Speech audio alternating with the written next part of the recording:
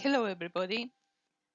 In this video we're going to discuss a little bit the issue of generativism. Generativism is a linguistic movement that was developed by Noam Chomsky. Now, why did this movement or school appear? Well, it appeared because it was reacting against something. In particular, it was reacting against American descriptivism. What is that?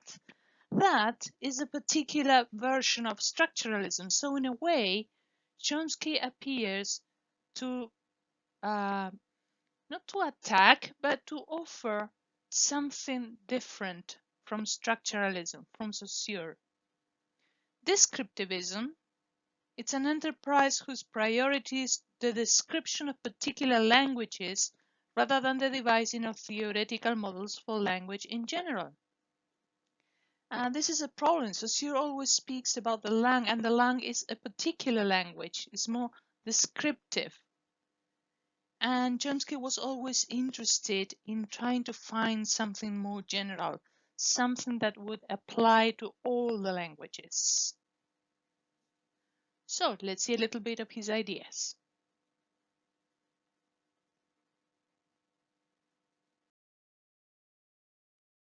For Chomsky, language is an infinite number of sentences produced by a finite number of elements. That's why the movement is called generativism, because with a finite number of elements, you can generate any number of sentences, any number of messages that you want to produce, okay? This, if you remember, is related to the feature of creativity or productivity. Remember all the features that we said that a language needs to have to be a language? Yes, one of them was creativity. We saw that the animals had fixed messages and they were connected to the sounds that they can produce. So some animals have 6 or 7 sounds, and so they have 6 or 7 messages. We humans have phonemes, and the number of phonemes that we have is finite. We have more or less like 40 phonemes in a language, more or less, some more, some less. So with this finite number of phonemes, we can form any word that we want, we can invent new words, and we can combine those words that are also finite, by the way, into any sentence that we want to produce. So we can create new messages all the time. Our messages are not fixed like the ones of the animals. We can generate any message that we want. So that's why this movement is called generativism.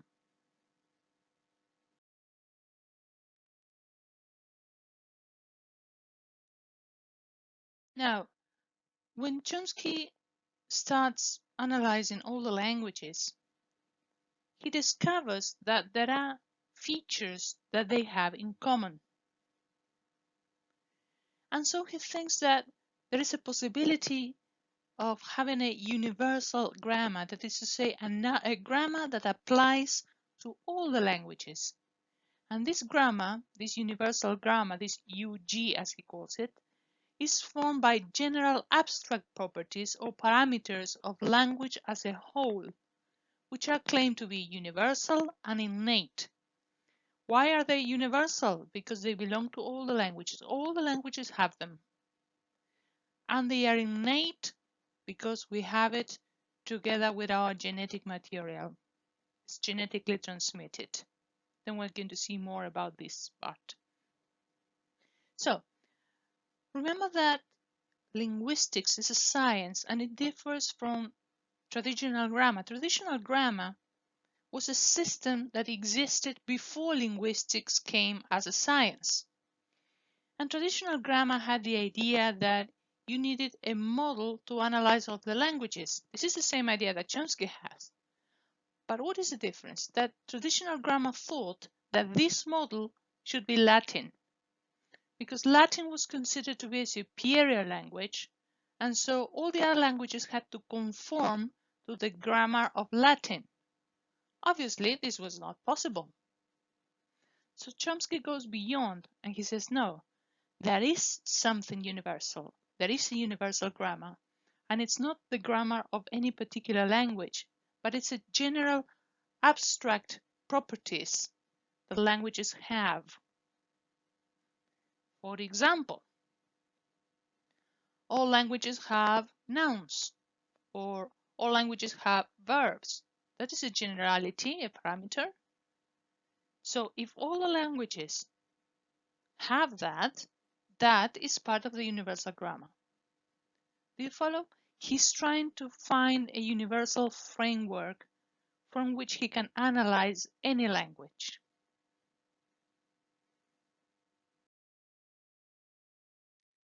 Now let's go to this word innate. Why is language innate for Chomsky? The principles of language, he says, must be innate because of the poor stimulus received by the child when he is acquiring the language. Now, when Chomsky says that a language is innate, he does not mean that a child is programmed to acquire a specific language. It's not that here in Argentina we are programmed to acquire Spanish. No. If a baby of Argentinian parents is born in England and is exposed to English, his native or her native language will be English. So it's not a specific language that Chomsky is talking about. He's talking about this universal grammar. Okay? He's talking about these general parameters.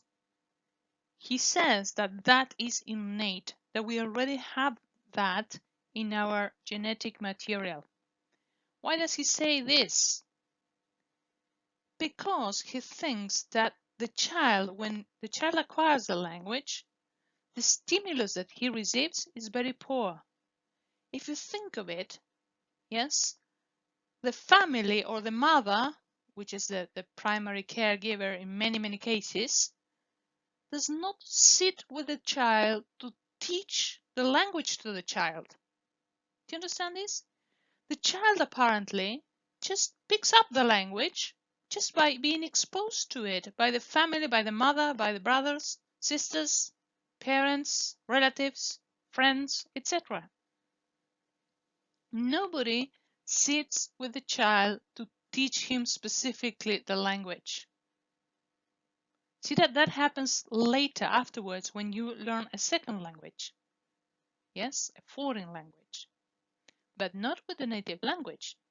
The native language practically appears magically, yes, in the baby. How is this possible? Nobody is stimulating the child, yes, in a structured manner with discipline every day, 5 hours, etc., etc. Yes, nobody's doing that. And yet, the child learns it. So Chomsky says there must be something else. It's not just the transmission that Saussure speaks about. Remember that Saussure speaks about a social transmission from one generation to another. The language is passed through the generations. Socially shared code. Well, for Chomsky, it's not that. There is something already in our genetic material, something in our brains that prepares us with this universal grammar, with these general parameters, so that then we only have to tune into the specific language that we are exposed to. He's not saying that the child will learn the language if he is not exposed to it. No, he must be exposed to it. But the exposition only triggers what he already has genetically. Yes, do you follow? So what is it that we have in our brains that helps us to understand language, to learn the language? He says that we have a language acquisition device, the LAD, the LAD. Yes, he calls it like that. What is this language acquisition device? It's the innate mental mechanism designed uniquely for the acquisition of language.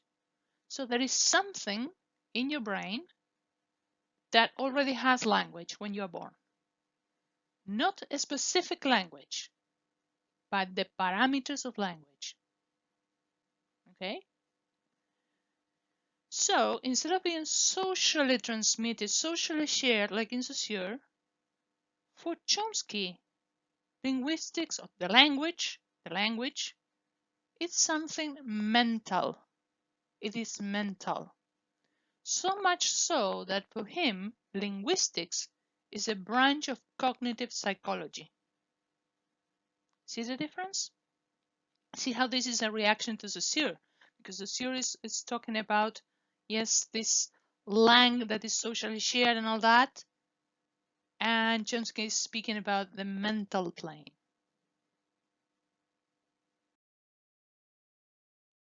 So, language is innate. What does this mean? This means that it is genetically transmitted. Again, we are speaking about the general parameters of language, okay? Not a specific language. It's like we have this device that has the ability to learn any language. We have all the languages in our mind ready to be triggered by the exposition. Then you're exposed to a specific language and you learn that language. And if you're exposed as a baby to 2 languages, you learn to learn 2 languages.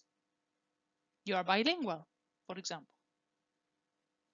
So the exposition only triggers what you already genetically have, okay? Something else that Chomsky says is that language is species specific. This means that language is unique to humans. This is also very interesting.